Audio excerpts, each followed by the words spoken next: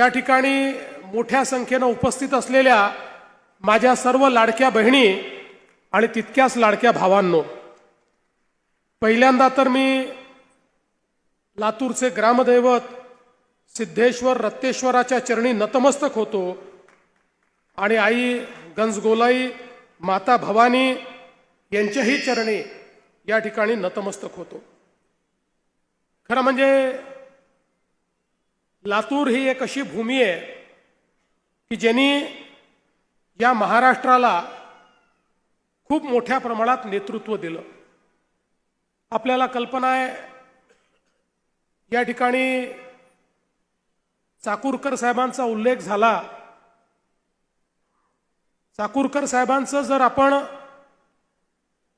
एकूण राजकीय आयुष्य बघितलं तर ज्या प्रकारे नगराध्यक्षापासनं तर लोकसभेच्या अध्यक्षापर्यंत आणि महाराष्ट्रातल्या मंत्र्यापासनं देशाच्या गृहमंत्र्यापर्यंत त्यांनी ज्या पद्धतीनं कारभार चालवला, राजकारणामध्ये अशा प्रकारचे लोक हे आपल्याला विरळ दिसतात।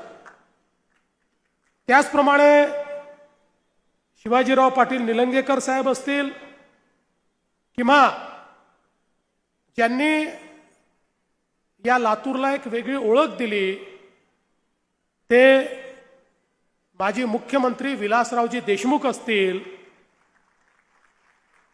खऱ्या अर्थानं विलासरावजी देशमुख एक असं नाव आहे की जे पक्षाच्या पलीकडे ज्या नेत्यांचा आपण या महाराष्ट्राच्या जडणघडणीमध्ये मोलाचा वाटा आहे म्हणून ज्यांचा आपण आदर करतो त्यातलं एक प्रमुख नाव हे विलासराव देशमुखांचं आहे। हे सांगताना मला या ठिकाणी कुठलाही संकोच नाही। आणि म्हणून 2 दिवसापूर्वी या ठिकाणी काही गोंधळ तयार झाला, काही कन्फ्युजन झालं।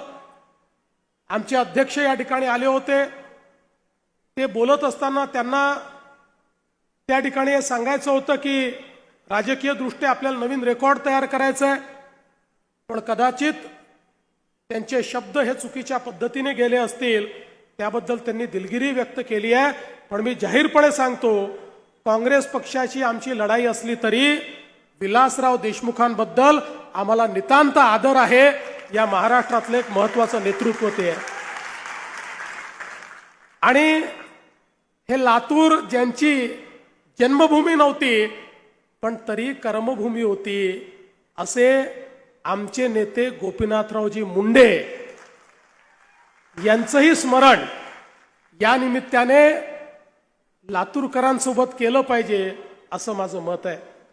आणि म्हणून खऱ्या अर्थानं मला असं वाटतं की या भूमीमध्ये नेतृत्व तयार करण्याचा एक गुण आहे।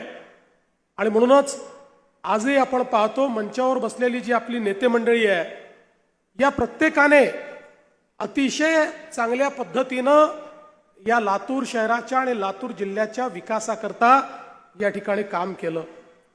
खरं तर बंधू भगिनींनो, आता या ठिकाणी महानगरपालिकेची निवडणूक आहे। विधानसभेच्या निवडणुकीच्या वेळी डॉक्टर अर्चनाताई पाटील यांनी